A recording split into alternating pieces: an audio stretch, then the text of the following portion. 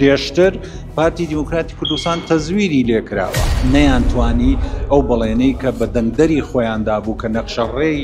سیاسەتی هەرێمی کوردستان لە ڕێگەی تێکشکاندنی پارتیەوە بگۆڕن. خەڵکی کوردستان متمانەی بە پارتی داوە، ئێوە ناتوانن دەنگی خەڵکی کوردستان تێک بشکێنن. ئێوە ئەگەر بڕواتان بە هەڵبژاردن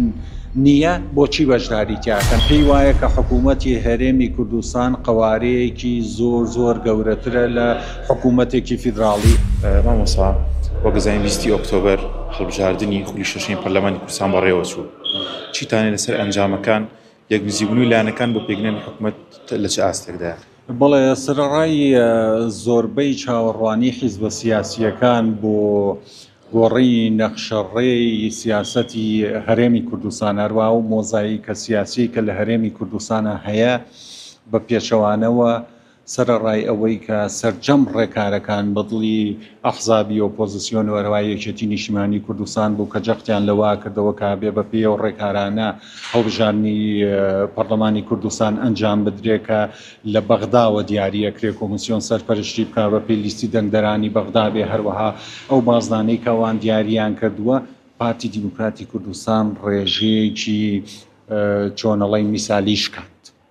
ئەم جارە نزیک بۆ دەنگی پارتی لە 1 ملیۆن دەنگدەر هەروە ڕێژەیەکی باشی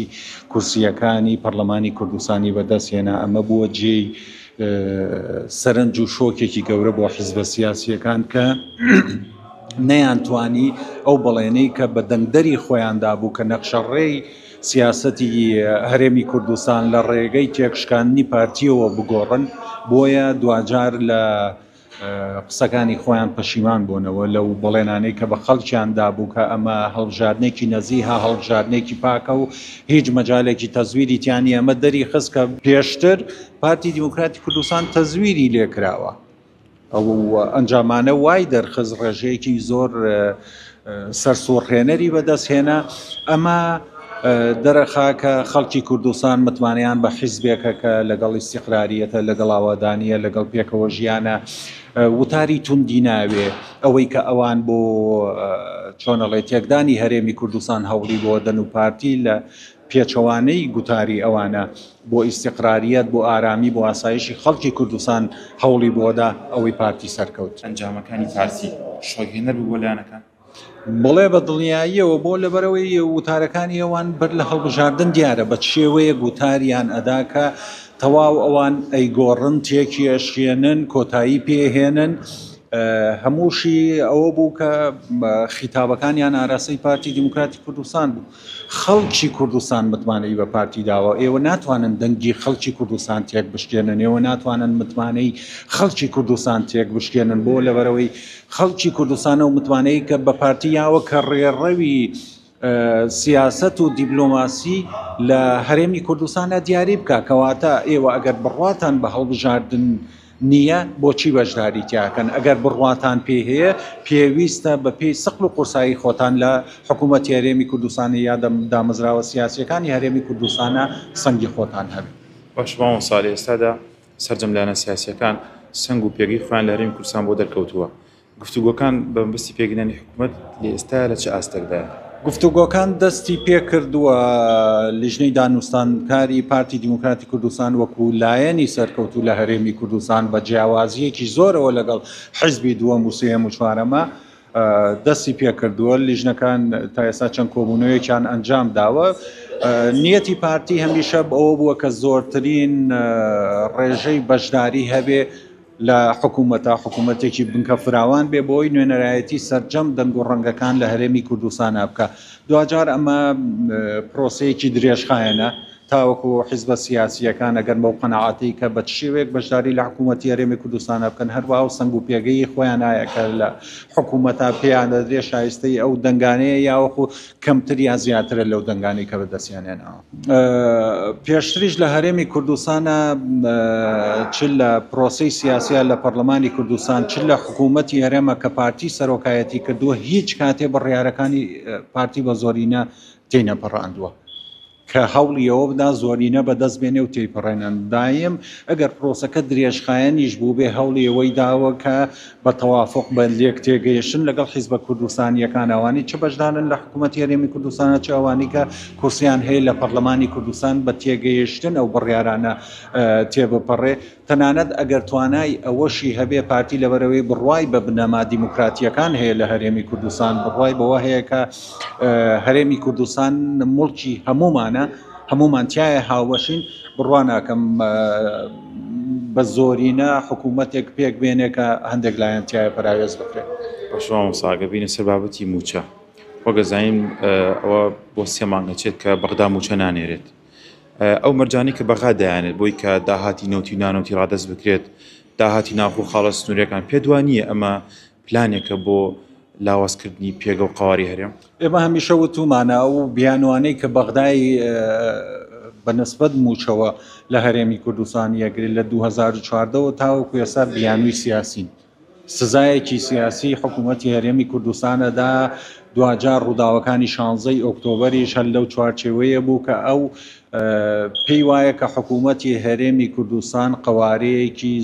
زۆر گەورەترە لە حکوومەتێکی فیدراڵی ئەمە ئەمری واقع وای کردووە کە وڵاتانی دنیا وڵاتە زلهێزەکان هاوپەیمانان وڵاتانی ئەوروپی و ئەمریکی تەعاملێکی جیاواز لەگەڵ هەرێمی کوردستانە بکەن بۆ لەبەرەوەی دیفاکتۆیەکی وای خۆڵقاندووە لەم سنوورەیە کە نیشانەی ئەوەیە کە ئێمە حکوومەتێکین کە ئەتوانین لە ناو هەرێمی کوردستانە لە ناو ناوچەیەکە کە پێوترێ عێراق و ڕۆژهەڵاتی ناوەڕاست قوارەیەک دروست بکەین کە جیاواز بێت لە سەرجەم قوارەکانی تر جیاواز بێت لە سەرجەم سیستەمە حکومڕانیەکانی تر کە لەم سنوورەیە هەیە ئێمە بینین بارودۆخی سووریا پاش نزیکەی 50 ساڵ دیکتاتۆری چیلێ بەسەر هات عێراق لە 2003 بە هەمان شێوە هەروەها سیستەمی حکومڕانیە بینین لە ئێران و ناوچەکانی تر ئەم سیستەمێکی زۆر جیاوازترە بە دڵنیاییەوەوان سزایەکی سیاسیە پیادەی ئەکەن بیانوەکانیان بیانوویەکی نابەجێیە ئەوەی کە لەسەر حکوومەتی هەرێمی کوردستان بوو هەمووی جێبەجێ کراوە بەڵام ئێمە بینین تاوەکو ئێساش مەوزوعی موچەی فەرمانبەرانی هەرێمی کوردستان لە ڕۆژەوی ئەقلامەکانی کوردستانایە هەر جارە و بە بیانوویەک ئەم مەلەفە یا دوایە خەن یا ناینێرن یاوەکو بیانووی تازەی بۆ دۆزنەوە. باش مامۆستا لە ڕابردووە کاتە ڕیفراندۆم هەرێمی کوردستان کرا ئێستا دەوترێت کە ئەنجامەکانی ڕیفراندۆم تاپۆیەکە پێت وەکو شارەزایەکی سیاسی پێت باش نیە لە ئێستادا ئەو تاپۆی ڕیفراندۆمە وەکو فشارێک بەرامبەر بەقا بەکاربێنرێت؟ گوشارەکان دەتوانێت جۆرا و جۆر بێ ئێمە یەکدەنگی هێزە سیاسیەکان بەو شێوەیە کە لە پەرلەمانی کوردستانە لە پەرلەمانی عێراقە لەم ڕۆژانە بینیمان کە حیزب و لایەنە سیاسیەکان بایکۆتی دانیشتەکەی پەرلەمانی عێراقیان کرد ئەمە جۆرێک لە گوشاری مەدەنیە بە دڵنیاییەوە عێراقیش باش ئەزانێ پرۆسەی سیاسی لە هەرێمی کوردستان ئەگەر بە تێکڕای دەنگ حیزب و لایەنە سیاسیەکان گوشار بخەنە سەر بەغدایاوەکو بایکۆتی چالاکیە سیاسی و دانیشتە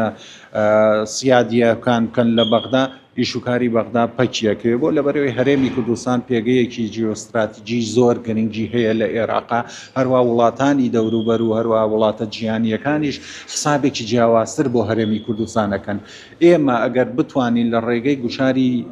چۆنەڵێ مەدەنیەوە هەروە لە ڕێی ئیشوکاری پەرلەمانیەوە بە یەکدەنگ حیزب و لایەنە سیاسیەکان گوشارێکی زیاتر بکەین بە دڵنیاییەوە ئەویش ناچار ئەبێت چونکە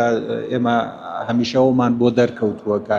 کاتێک کە کورد یەکدەنگ بووە و یەکڕەنگ بووە بە دڵنیاییەوە دەستکەوتێکی زیاتری بەدەستێناوە بەڵام